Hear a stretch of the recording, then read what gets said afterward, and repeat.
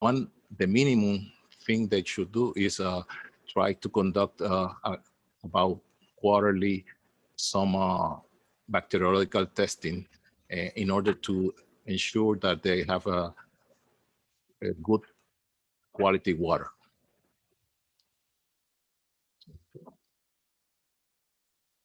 And RCAP solutions can provide assistance in water, wastewater, and solid waste. And we can assist with GIS mapping of assets for small systems, plan operation troubleshooting and process control, regulation compliance, vulnerability assessment as required by the EPA, emergency response plans management and organization of community system, development of bylaws and incorporation documents, development of new projects for drinking water and wastewater, regionalization, because sometimes maybe not as viable in the or feasible in the USVI, but at certain places, if you can joint venture with another system, nearby system, things can improve and you can get materials at a better price if you are joined with another system rather than doing individually. Also with the financial, we can help you planning capital improvement, median household income surveys that sometimes is needed for to apply for USDA funds. We have done that. Development rates for water or wastewater system. Establishing a sustainable and a proper rate for a system is a main thing they should have, because if not, they are not sustainable and they will not be able to provide for the treatment and also the improvement the system requires. Budget development, infrastructure loan applications, environmental reports, and other documents for loan applications and grant applications. Training, we have done a lot of trainings in the past 3 years in the USVI, in drinking water, wastewater, solid waste management and finances for board members, preparation for operator certification tests, operation and maintenance of centralized and decentralized wastewater systems, development community leadership and regional collaboration. Also in Puerto Rico, mostly, we have done some disaster response and recovery, system assessment, laboratory result interpretation, collaboration with government and other agencies to deliver materials for the impacted communities, water disinfection and filtration training, long-term recovery assistance, assisting preparation for future events and development of resiliency. The main thing about our service is that it's funded by USDA, EPA, and the Human and Health Services of the United States. And for the small communities that apply under our grants, the service is free. We are looking, and you can reach out to us. And if you comply with our requirement, our service doesn't cost you anything. And also, if on this assistance, we are not looking to be paid for. And this is our RCAP Solutions team that works directly with the USVI. Myself, Carlos Velasquez in wastewater, Edwin Vasquez in sustainable materials or solid waste, and our boss, Josefa Torres. And this is the rest of our team in Puerto Rico. Sorry about the problems in with the presentation. I don't know, Christina, if you want to try to get it from my side. I have downloaded the presentation and might work better. I don't know, whatever you want to do. We'll make the PowerPoints available. Thank you, Luis. We're going to take questions at the very end. So if Sawyer would like to present, that would be great.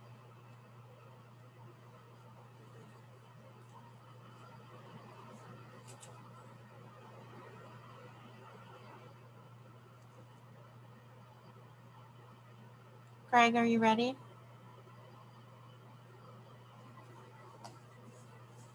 Excuse me? Yeah, are you ready? Okay, there you are. Mr. Emmanuel, can you pull up the Sawyer PowerPoint? Yeah. Sorry, Christina, I missed you calling my name. I thought that was a different name I heard, but my ears are not that good. I don't. I can pull it up myself if you want, but before I even pull it up, I'd rather just start talking a little bit and then pull it up. Please That's do. okay? Yeah, please do. Okay. Hi, everyone. Thank you for allowing me to join you here today. Sawyer is just one piece of your total solution when it comes to cisterns or other water there. And I'd like to start by just saying how I got involved and met. I met Christina immediately after your double hurricane hit at a water conference in North Carolina. And she was a bit distraught, if I could say that, and when she showed up. And our hearts just went out as she described the situation in the Virgin Islands. We'd been following, but not knowing how we could be involved. And we just emptied out all of the water filters that we had brought along for samples and sent her home with those. So I just wanted to show you those before I go in the presentation. The filter that you've been using down there is this one here. You hook it up to a bucket. You can do it. And when I travel, I hook mine up. I take your old plastic bottles that are laying all over the place and just hook it up straight up there, and you can just squeeze it through as well as use the gravity system. But you currently have, if I did my math right on the number of households, 40 to 45,000 households in the Virgin Islands. You have about every 1 out of every 10 homes in the Virgin Islands now has one of these in there for emergency use. And I'm going to introduce a new filter today as we'll go along. But just wanted to let you see that one first. And as I pull this up here now, and my comment would be just that this has been a true partnership with the university. And then I've been down there twice and have made some very good friends from the Rotary, East St. Thomas in particular, Rotary Club. Shout out to those if any of you are on there today.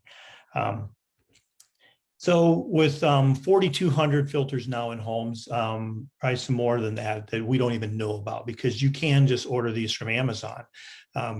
But we work a little bit different as a company compared to most. And the Virgin Islands fits in between categories. This Sawyer was an outdoor recreation company since 1985. And it was more recently that it got involved in the international humanitarian kind of response things. And then when the hurricanes hit in Virgin Islands, it kind of fell between the cracks, because normally it would hit a US market, but you don't really have the normal outdoor retailers down there. So we just kind of categorized it as we would the internationals, and we just started providing things at cost. So every filter we send to the Virgin Islands is sold at our cost of production. Sawyer doesn't keep anything of a profit on these. But I do want to start here with just a background on where's water fit in and what's so important. And the first thing I'd ask you to do at this chart is ignore the title, because there's a CDC chart. And I know that some people get politically inclined on the words climate change. Never mind that. That's not what we're looking at here today. But if you look at the circle itself, the outside circle where it has the words over on the left side, environmental degradation. You have to share your screen. You have to share your screen. What's that? You can't see it. You can't see that screen. Okay, let me get out of there. Let me get out of that. You have to hit share the screen. Yeah, I did. Okay. Oh, let's record. Share screen.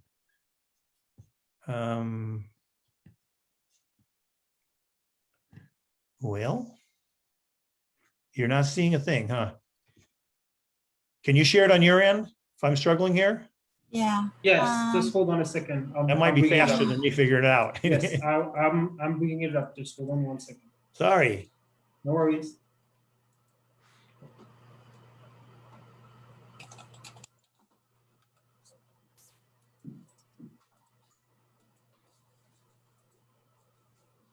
It's gonna open shortly. There we go. So hold on, everyone. I'm just All right. do this.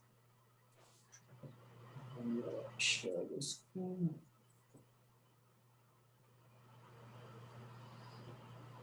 There aren't very many slides here. There we So go. it should be easy Everybody for you can on see the next screen slide. now? Yes, Enough? perfect. Thank you. Okay. So Yes. you have Go ahead. control of this now? No, just tell me to switch side. Yeah, next slide.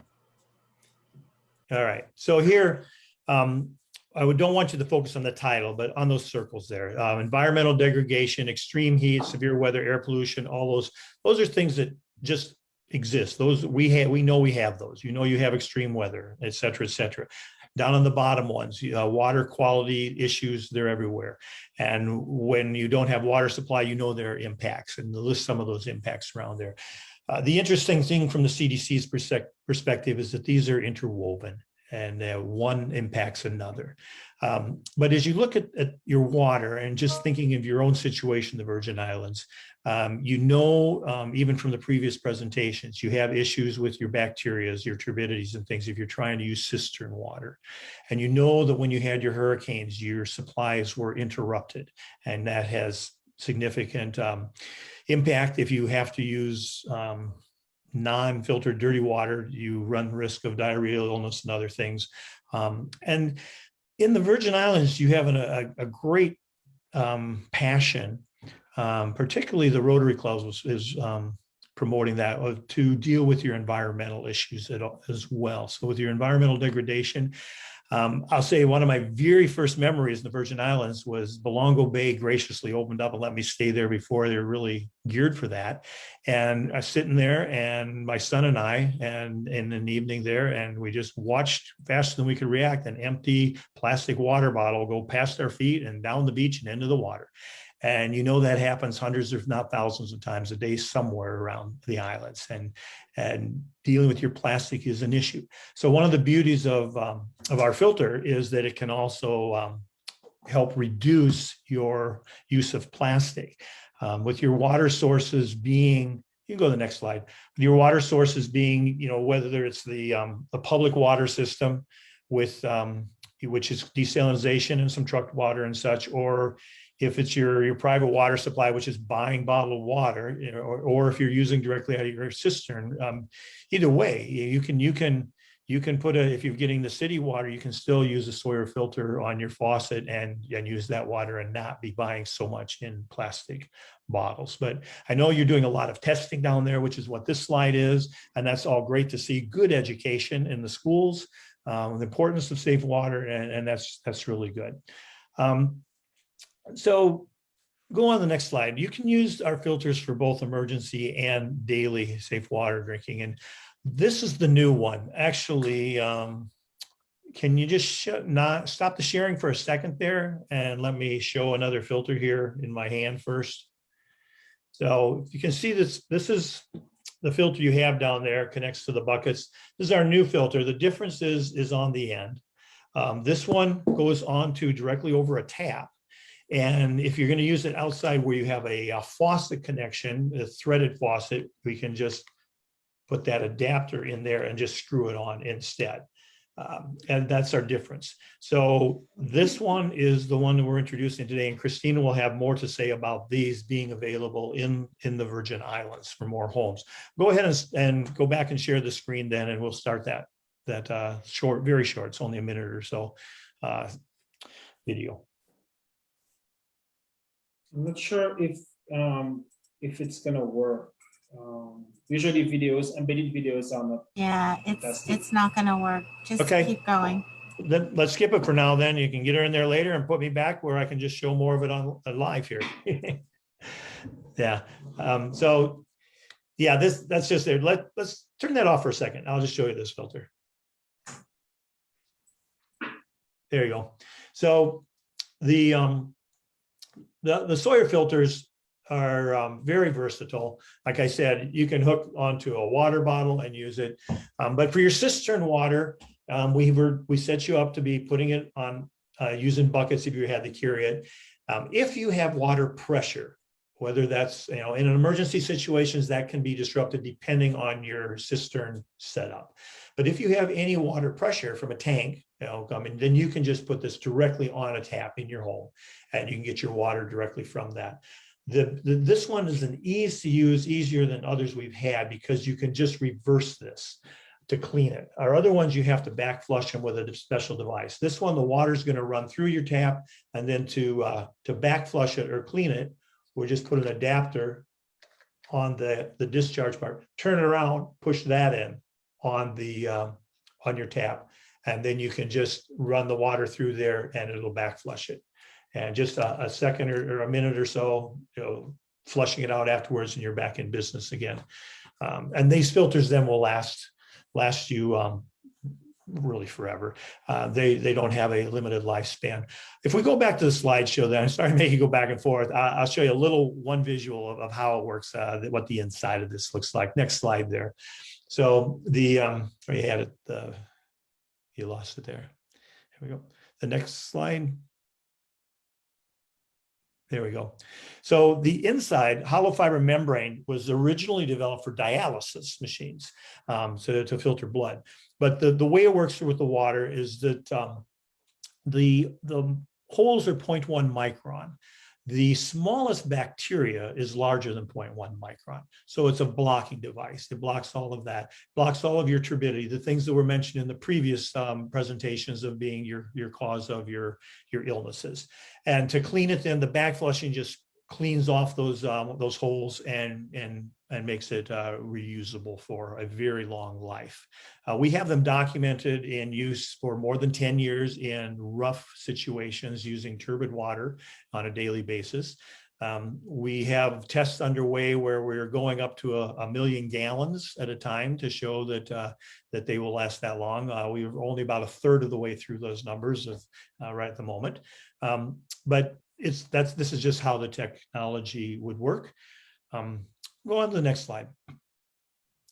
So what I would like to say in the Virgin Islands, though, is that Sawyer, it's a unique business because it's a family-owned business, and they aren't in it to make a profit anymore. The filter I just showed you is currently selling on Amazon for $39-40. Our cost to any nonprofit is under $20, and it's at our cost of production of whatever that is at the time. This group of people became my friends on the first visit down there, and you may recognize some of them, but I just wanted to point out the gentleman in there that's there besides me, and that's Andy Top. That's his airplane, was his airplane. And he had a heart and a passion for the Virgin Islands and for safe water and for the Sawyer water filter. And on that particular trip, he had left the back seats at home to make more room, and he had put I think it was 14 boxes, 700 filters in the back of that plane. And my son and I crowded in around him and had boxes on our laps as we went island hopping there to do some training and distribution. And sadly, it was not but a few weeks after this picture was taken, very few weeks, that plane went down and Andy did not survive. And so anything involved with the Virgin Islands, just like to stop and just honor this man, Andy, who's had such a passion for what you are doing. So just in recap there, Sawyer is just one piece of your picture. But if you are in a situation where you want to reduce your plastic use by using the water you have in your home rather than buying, you can either put it on a container that you're dumping into like a bucket, or you now can have the new tap filter and put directly onto your faucet, and you can connect that way. And my contact information is on the final slide, which you don't need to show up there. And if there's any questions that you're not answered today, feel free to send me a text and I'll get back to you. Thank you. Thank you, Greg. Next up, we have Lisa Hirsch from Aquagenics, another of our partners from UNC Water and Health Conference. Welcome, Lisa. Thank you, Christina. I'll go ahead and share my screen.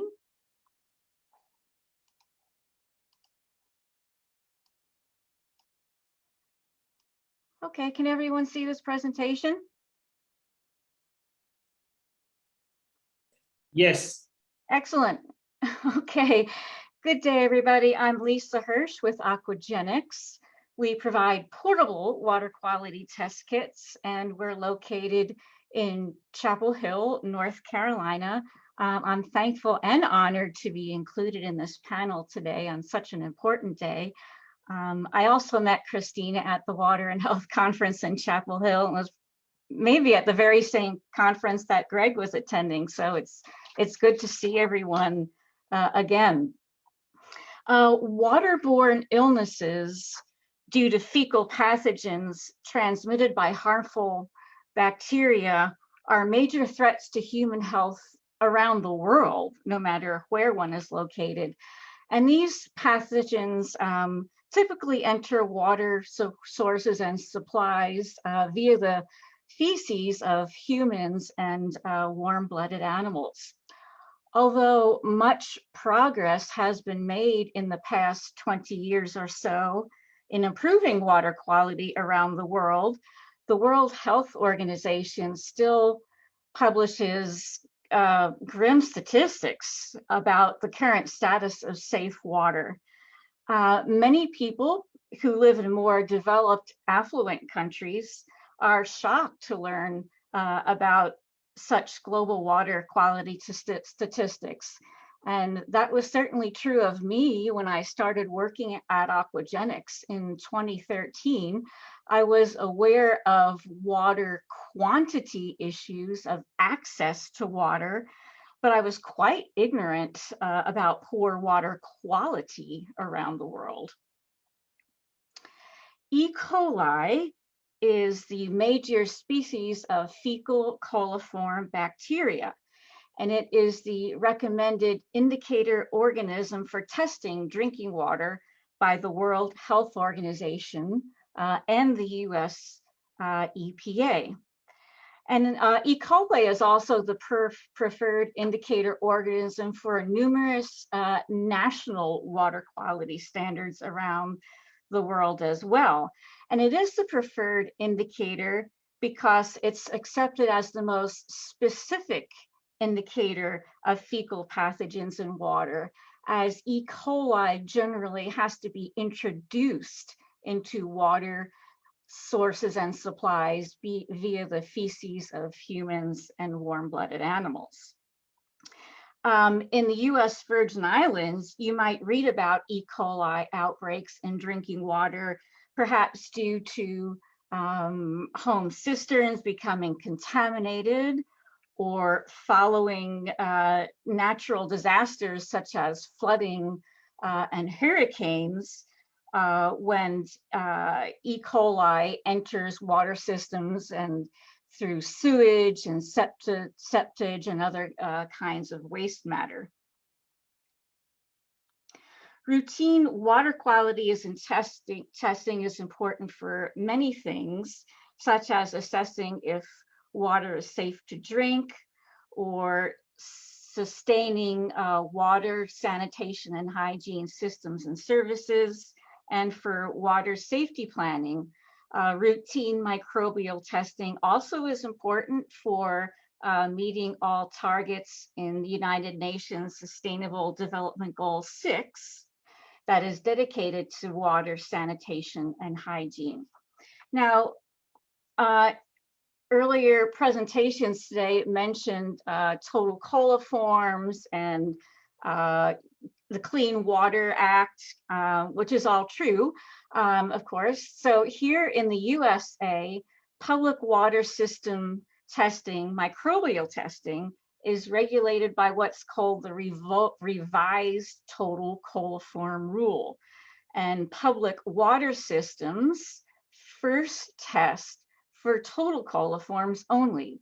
Total coliforms are a very broad group of bacteria, much of them harmless. Some of total coliforms may or may not be of fecal origin. So if public water systems obtain a positive test result for total coliforms, just a presence-absence test, straight up yes or no, they are mandated by law to follow up with E. coli testing as a more specific indicator for fecal contamination. And water quality testing should be easy for anyone to do by themselves, no matter who you are and where you are. It's so crucial to know if your water is safe to drink. And if testing methods are too difficult and complicated, testing risks being ignored or even abandoned. So this is where our test kits come in. particularly one I want to tell you about today, the Aquagenics CBT kit for E. coli and total coliforms bacteria. It simultaneously detects E. coli and total coliforms bacteria in 100 ml samples. These are portable, low-cost test kits that facilitate rapid and robust monitoring of microbial water quality. So you could see what they look like. They're very compact and lightweight. It's plastic in our growth media. On the left, you'll see our presence absence kit that gives you a yes or no test result. And on the right, our most probable number kit or MPN kit that quantifies the concentration of bacteria in a 100 ml sample. If there's one word that can be used to describe our water quality test kits, it's simplicity. They're easy to use with very basic training. They have a very low learning curve. They do not require labs or electricity or a cold chain to store the growth medium. They're designed specifically for field level on-site testing outside of the lab, no matter where one is in any low resource area. They work at variable temperatures. Constant temperature control in an incubator is not required. And even better, CBT kits enable ambient temperature incubation, room temperature at or above 25 degrees Celsius. And you obtain your ambient temperature test results in 20 to 48 hours, depending on the temperature. Color changes are easy to see, easy to identify. They're completely unambiguous. CBT kits are very compact, even very easy to transport and carry around. Our growth medium has a 2-year shelf life, and the kits meet the World Health Organization drinking water quality guidelines, which are to measure for E. coli bacteria in 100 ml samples. They're very, very easy to use. Here's just a brief chart of how to use our presence absence kit. I'm going to stop sharing my screens for a second so I could just point to some things.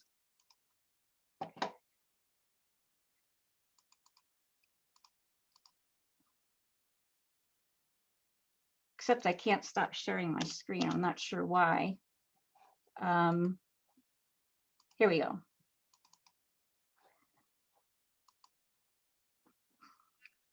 Okay, sorry about that. Can everyone still hear me? Yes. Great, okay. You collect your 100 ml sample with a 100 milliliter thio bag, fill it up to the fill line. You open our little packet of powder growth media. It's like a packet of granulated sugar or instant coffee. You cut it open with a scissor and pour it into that sample. Again, ambient temperature incubation at 25 degrees Celsius and above.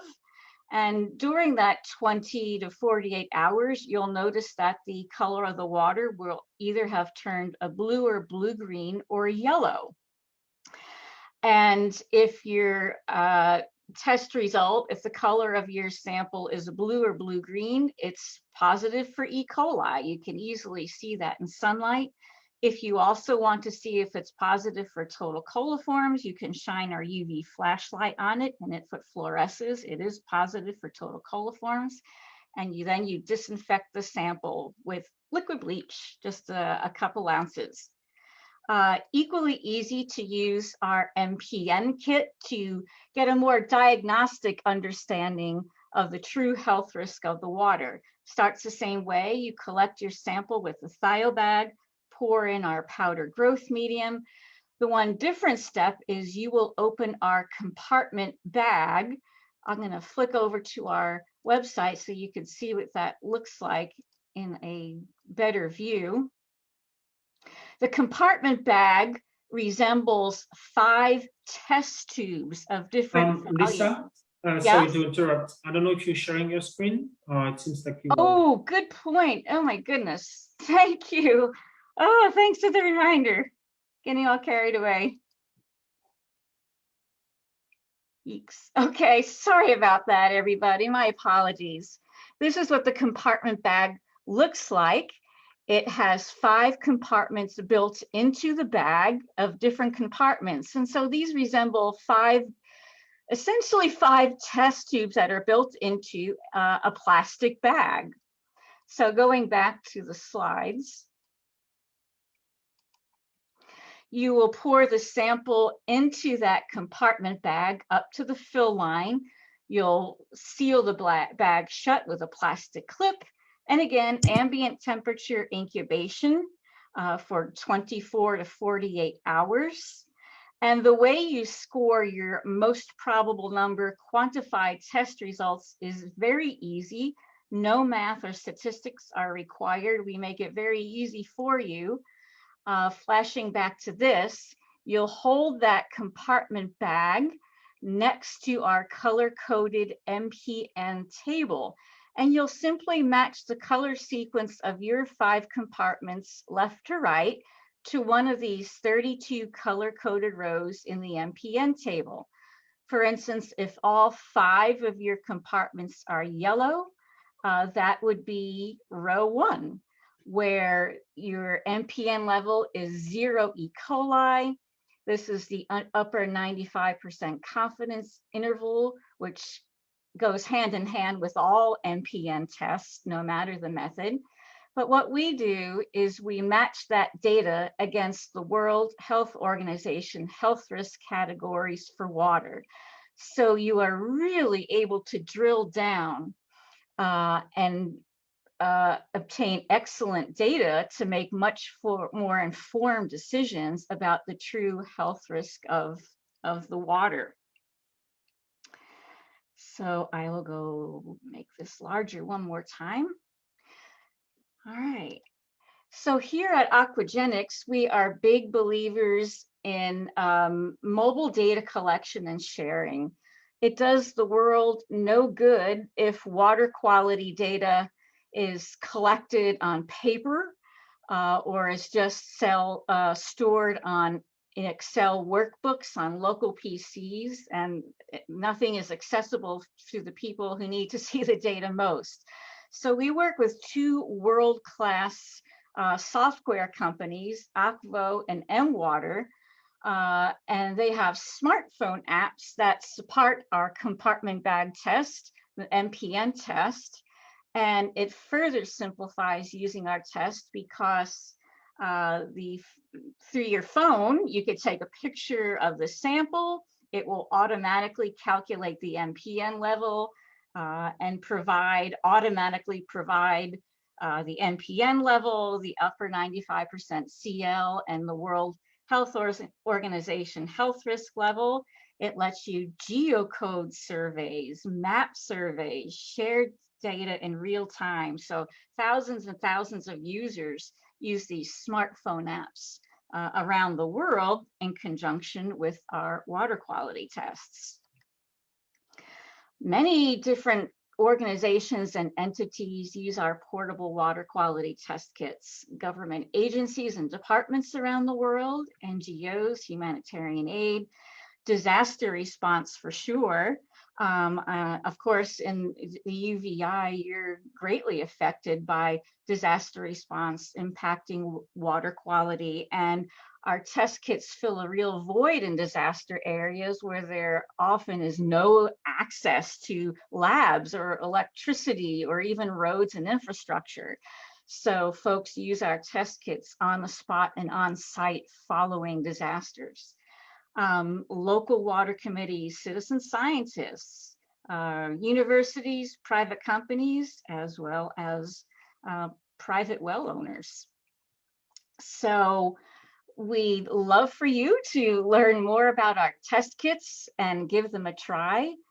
Here is my contact information. I gave these slides to Christina and Michael to share with everyone, and grateful for your time today. Thank you.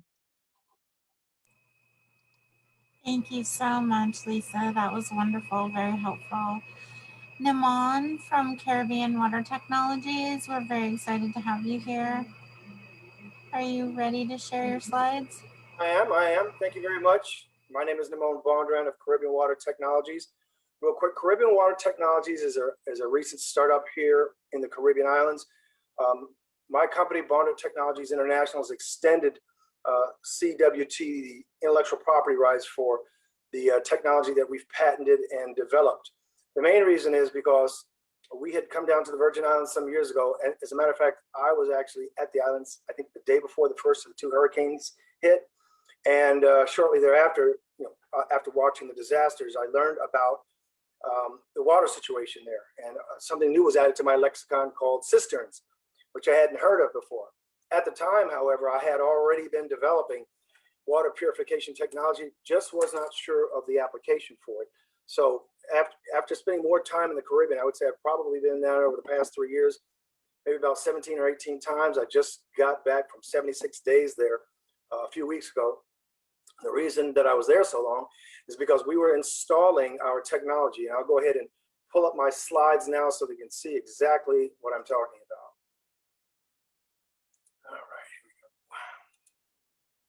go. Okay, Caribbean Water Technologies. First, let me begin by thanking the University of Virgin Islands for the invitation. We are collaborating with the university on a number of projects, all of them very exciting, everything to do with water, climate, and other issues. And this is near and dear to our heart here at Caribbean Water Technologies. So what I'm going to do is I'm going to introduce you to the first in a line of units that we're introducing to the world. And the Virgin Islands is actually the perfect place for this technology. As was mentioned in previous presentations, most of the constructs down there have cisterns. One of the issues, of course, is everything from bacteria to cysts and viruses and other harmful elements in the water, preventing it from being consumed. So we created, from previous technology that I invented, a device that is a whole house, whole business water purifier. Here it is here. It's called Carry Pure H2O, or Caribbean Pure Water. Again, it was created out of necessity. The rainwater captured throughout the world is one of the purest forms of water, but rainwater becomes what it falls into. So it ends up being a pool for bacteria, for cysts, for all kinds of other organisms and feces and things, making the water completely unusable, which doesn't make sense, because if you have a cistern, you have thousands, if not tens of thousands of gallons of water, and the majority of the people in the Virgin Islands drink bottled water. So we figured that we could solve this problem. Now, my device had already been invented, but we went ahead and engineered it to work for the Virgin Islands specifically. We understood their issues were things such as the taste of the water being microbiologically clean, the look from a turbidity standpoint, and of course the water safety. Is it water that you can drink with confidence? And let's not forget, there's the power issue. So when we designed our unit, we designed it to be passive, which it is. It is green. It adds nothing back to the water. It's energy efficient. It uses almost no electricity at all, instead allowing the water to be pushed through the unit either from a cistern pump or from WAPA, only turning on in the event of a power loss, in which case when it turns on, it has internal pumps and a lithium-ion battery that provides a continuous water for several hundred gallons. So you might be sitting in the dark, but you'll always have clean drinking water. So as you look at the screen, this is the device. Almost looks like a computer server, but it's not. It's actually a whole house, a whole business purifier. And we make 3 different versions. We make one that does 5 gallons a minute, one that does 10, and one that does 20 gallons a minute. I'm going to show you a couple of installations. I mentioned that I had been in the Virgin Islands 76 days, and we were installing units. We installed units on all 3 islands. We installed it on St. Thomas at the Edelman Observatory, at a private residence, at a fire station, and another one at a villa. We installed one on St. John in a quad of homes. And on St. Croix, we've installed one at a farm called Saja Farm, and one at the Economic Development Authority's building, warehouses. So here are just a couple of short videos. This right here, this first video on the left, where'd it go? Is the installation that on St. John in the quad of homes.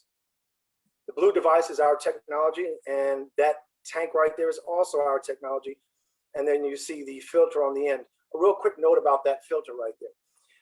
We've all seen them, right? And they usually contain a granulated carbon filter designed to remove things like taste from the water. Ours is a little different. Our filter currently is not accessible or available to the public. We have an exclusive right to distribute it. This one filter inside of that unit will purify. And when I say purify, actually remove viruses, bacteria, and cysts for almost 30,000 gallons. Now, for us, it is nothing more than kind of a secondary guard. The primary unit, which is the blue unit right here, is the unit that uses ultrafiltration technology and is able to filter water down to 0.02 microns at a pretty high rate. So this unit here in the quad of homes in St. John, Adrian Villas specifically, serves serves 4 residences, and this unit produces 20 gallons a minute. Unit's been running for well over 30 days, and we've constantly queried the residents there. They love the taste of the water. They have absolutely no water pressure issues. The second one to the right of that is it's in a duplex, which is actually the Element Observatory. Let me see if I can get it to play. I got my picture in the right. So this is the unit installed at the Element Observatory, and this is one of our smaller units. It only produces 10 gallons a minute, which is still a pretty substantial amount of water. It also measures air quality. Now you might be wondering, why in the world would you want to measure air quality for a water purifier? I'll explain that in a minute. Again, we have about 7 units installed right now, whole house, whole business water purifiers, capable of producing enough water for pretty much any business, unless you're, WAP or somewhere like that, in any home. I'll go on to the next slide here. This slide here talks about the energy efficiency of our technology. As I mentioned, our device uses almost no energy. In fact, it uses about 40 watts of energy currently once a day, but we're about to change that. One of the reasons that we installed the units there in the Virgin Islands is because we wanted to know how they operated in that environment. We know how they operate up here in Georgia. And when we had units on a lake up here that was very, very turbid. So the unit had to flush once a day. And flushing is no more than 30 seconds of a back flush. It pulls in clean water and it flushes out all that it has captured. We found so far with the units installed in the Virgin Islands that even if we let them run for a week and we flush them, the water is still relatively clear, which is a good sign. But if you've ever looked inside of a cistern, or at least pulled a cup of water from a cistern, you know the water isn't very, very turbid. But now I'm not saying that is necessarily the application across the field, because storms can bring things and empty them into the cisterns and cause a stirring up of the debris in the bottom. But it doesn't really matter. Our device is able to sense the turbidity of the water and clean itself out as necessary. So I said that it's energy efficient, right? Which means that it uses almost no energy at all, maybe 40 watts currently every day, but pretty soon it's probably going to be 40 watts once a week, which is almost no energy. It has internally a solar rechargeable lithium ion battery and internal backup pumps. Now, that kind of flies in the face of claiming that it's a passive device. However, those pumps are there as a standby. If in the occurrence that power is lost in the Virgin Islands, and we all know that occurs, this unit senses it and instantly switches to its internal pumps and continues to provide purified water. On a single charge, our device could provide almost 300 gallons of water. When I say a single charge, the battery can be easily recharged by attaching solar panels to it or a generator. So it is going to continue to provide water as long as you have water available. I'm sorry, I'm losing my stuff. Okay, right, that's that. Moving on to the next slide. Our device is intelligent. Water purification in and of itself is not anything spectacular, because a lot of companies do it. When we designed the Carry Pure device and we were thinking about the Caribbean islands, one of the things that we wanted was we wanted the device to tell us when and how to improve it. So we built into the system what is called machine learning. This device here is a passive inline filter. However, it contains a computer brain, and that computer brain monitors up to 24 what we call univariate metrics of data. It's going to monitor how much water is in your cistern. It's going to know if that level has changed based on rain or your consumption. It's going to monitor the input and output pressure from both the cistern and your home. It's going to be able to detect if your cistern has a leak. It's going to monitor water quality. This is the only water purification device that we are aware of that has a miniature multispectral water analysis device. It monitors for water quality. It also measures, as I mentioned before, external forces. So it measures hydrologic, which would be the water, and atmospheric forces. The external forces include everything from air pressure to air temperature to barometric pressure, even particulate matter in the air. And all of that actually comes together inside the unit and its brain to tell us how the unit operates at any given moment. The unit will sense when a storm is coming by a drop in the barometric pressure, and it monitors internally the components, the throughput, the quality of the water, and sees how that changes as a atmospheric or a hydrologic event is occurring. So it was built with intelligence, and it is, to our knowledge, the only device capable of doing that right now. This next slide talks about the impact of drinking water on your health, right? So if you're going to make a device intelligent, then it needs to be able to tell you, right? So we had it set up so that it'll tie into your internet and it'll tell us how to improve it. But you're going to want to know as a user, you're going to want to know how much water you have in your cistern. You're going to want to know when that water is going to be out. You're also going to want to know, if you're losing water pressure somewhere, if your cistern is leaking, how much energy is being used by the water purification, how much water are you using on a daily basis, and not on a daily basis alone, but down in 15-second increments. So you could wake up at 9 o'clock and it'll tell you how much water was used in the past hour, in the past 10 minutes, in the past 30 seconds. It'll tell you how much water your residence has used or your business. And the bullet points below indicate some of the metrics that we measure, and it includes water pressure, energy consumption, because even though we use almost no energy, we still want to know how much energy we're using. Plus, we're going to be employing some advanced algorithms to tell us how much energy is created using the solar panels that attach to the unit, how much water is being used, what the water temperature is. And that's important because you want to know, or shall I say, we want to know if the water temperature is impacting the quality or the performance of the machine. Water quality, I mentioned a moment ago that we have a miniature multispectral analysis device. This is known as laboratory on a chip technology.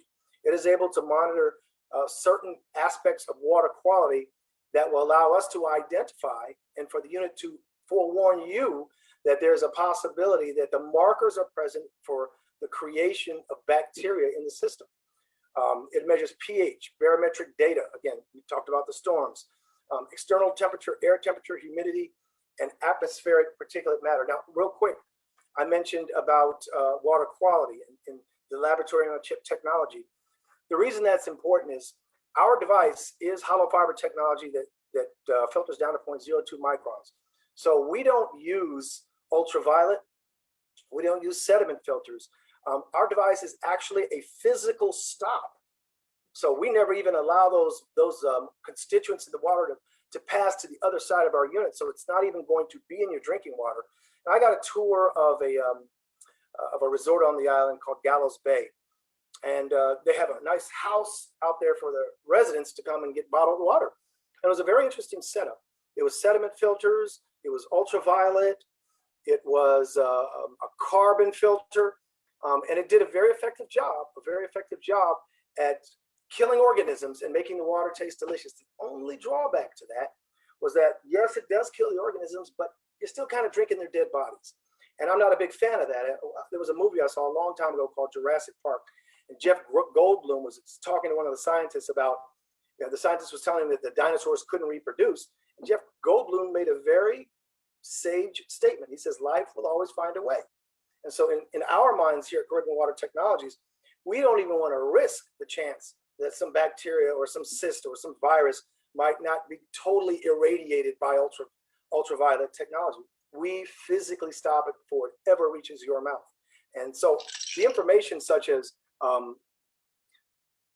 the information such as how about water quality and the ability to consume it is all sent to your app via our device, so you're always aware of things. And finally, our Carry unit our big unit produces 20 gallons per minute of drinking water. That's enough to replace over 14,000 16-ounce bottles of water per day. So that is my PowerPoint presentation. I hope you enjoyed it. If you're interested in finding out more about our technology, you can visit cwtvi.com.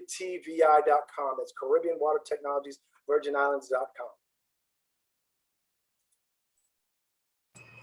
Thank you.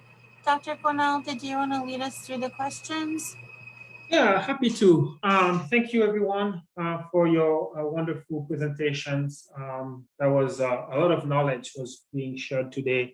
The biggest one, which I guess I was not, is obvious, but I never heard it state as explicitly as today, is the fact that although there are a lot of regulation from a federal side for public water system, there's no regulation at the home level. So in a VI where most of us, the vast majority of us depend on cistern for our water supply, we are left on our own. So really glad to hear all those solutions that are but also advice that are being provided to start really thinking about how to get, a safe water supply in our home here in the Virgin Islands. So that being said, so again, thank you everyone for your presentation and the knowledge that you shared with us today.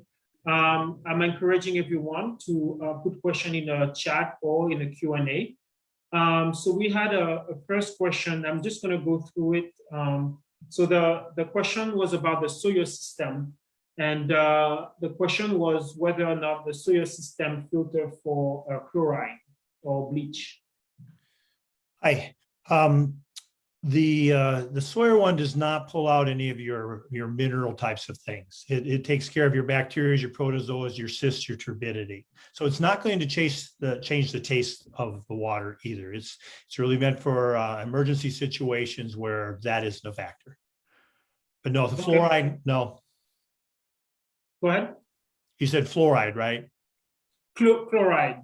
Chloride, bleach. No, so it's not going to work on a too salty. It actually can work some, but the saltiness is such an abrasive substance that it kind of shred, for lack of a better word. And that's going to be true for any type of cartridge filter types of system.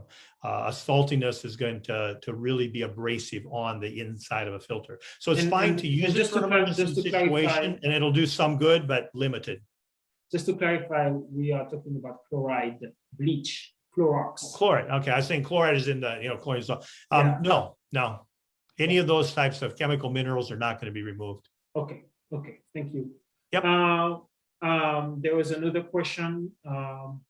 So I'm looking at.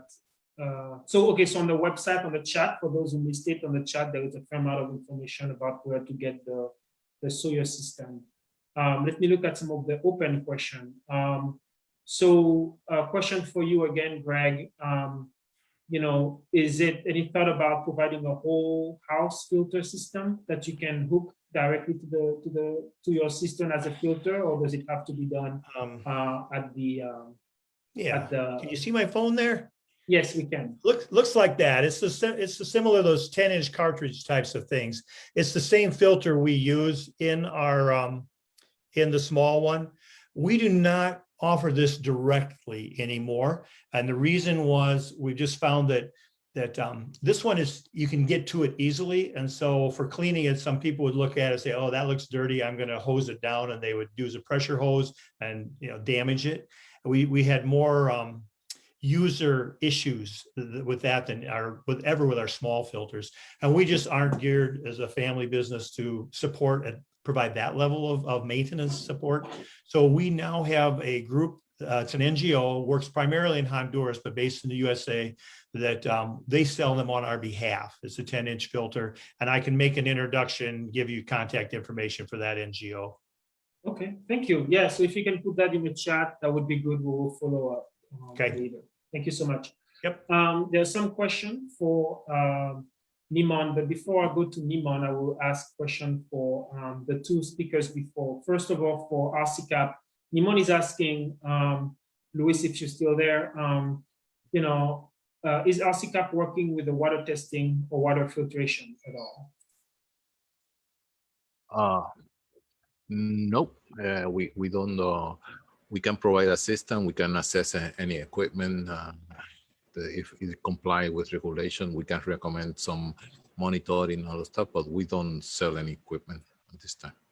Okay, and just so I understand, So RCCAP, how do we request your technical support? Do we go to the website and go for a competitive grant or? Well, from the presentation, you can communicate with me or preferably with our supervisor, Josefa Torres. I can send, I put in the chat the information of her. Okay, thank you so much. Thank you. One quick question for Lisa about the testing. So are those tests available on island in the VI? What's the cost? Are there any sort of plans to make them available to the general public? Oh, they're available. We've been selling our test kits since 2013, and we ship them to every corner of the globe.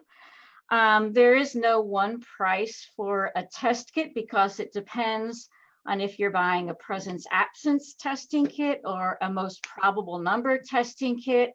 And we have choices for kits that contain 25, 50, or 100 tests per kit. So please look at my contact information at the end of my presentation and pop me an email, and I'll be happy to send you our price list.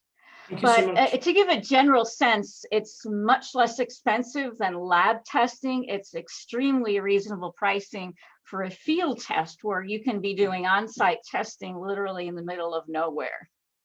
Thank you. And for all participants, in the next 2 days, we're going to put all the information on our website. So, and we will send you an email alerting you of that, so you can access all the information shared today. Going back to Niman, we have a few questions for you. So the first question is, can your system backup power be used solely as a primary power source? Is the question actually, will our system run solely off of solar? Yeah, I believe that's probably her best way to interpret this question. Yes. Sorry. Yeah. Yes. Yes. The answer is yes. Yeah. And well, so you can. There's a caveat. Forgive me. There's a caveat, that is, as long as the sun is up, right? But we have the internal battery, which will then, which will give you a few hundred gallons on a single charge when the sun goes down. And there's always the possibility of putting a larger battery in. Okay. Okay. There's another question related to the sort of long-term maintenance. So I know that you've just set up the system in various homes, but long-term maintenance, are there any sort of issue or concern associated with that? Not really. We've been running these things for years here up in Georgia. The systems were designed based on a letter that we got from the United Nations saying that the device needs to be locally manageable and reliable. So we developed in, of course, the back flush, which will allow the unit to flush itself out, as frequently as is required, but it also has the ability to deep clean itself. Aside from that, we have, as I mentioned before, the external filter, which is a carbon block, not granulated carbon, a carbon block filter, which is a secondary barrier. That will probably have to be replaced every 27,000 gallons of water, and that takes every bit of a minute and a half, 2 minutes. And the system will remind you via app when that has to be done. The system monitors itself constantly, so if anything fails, and that includes if the membranes physically fail, it's going to tell you. Oh, that's fantastic. This is great. Thank you so much for everyone. I do not see any additional question either in the chat or in the Q&A. Any of the participants have questions for each other? Go ahead, Christina. Mr. Creaky had a question. Royce, are you on the line? Mr. Creaky? Okay, so he said, and I'm not sure who this is to, that's why I'm calling him out. He says, the last question, it's about the soil system and the fact that there was some, the tube of the soil system getting moldy over time. But they made a new adapter. So they were able to find a different a way to deal with some of the issue coming up with the existing initial tools. Okay, perfect. I just want to make sure if he was on, he got his answer. Yeah. Does any participant have questions for each other? Well, like I said, thank you so much, everyone. This was a very, very interesting meeting. I did learn quite a lot about things that we can do at a home level to make sure that our water is safe.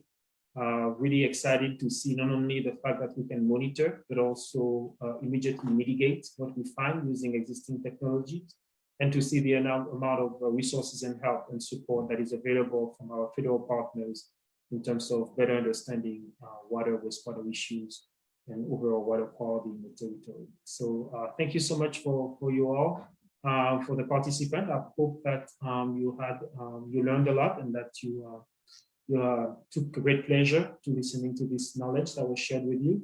As mentioned, we're going to put all the information on the website, cgtc-usvi.com in the next 2 days. And then we will send you all an email alerting you that we've placed the information so you can go and visit our website. Christina, do you have any closing remarks? Yes, I just want to thank all the panelists for coming out. We've planned this for quite some time, and the hurricanes got in the way, and then COVID got in the way. So thank you for your support. I would like to ask each of you, if we reach out to you, if you would be willing to support our guide. We're going to do a cistern and water quality guide, so hopefully we can tap you for some information and support on that. And to all of our participants, we'd like to thank you and let you know that if you attend more than 4 of our activities, we'll be happy to get in touch with you and get you a Sawyer water filter. So please stay tuned for all of our events and activities. And remember, clean drinking water is a right, not a luxury. Thanks so much for joining, everyone. Thank you, panelists. Thank you very much. Have Bye, everyone. a great day. Bye, everyone.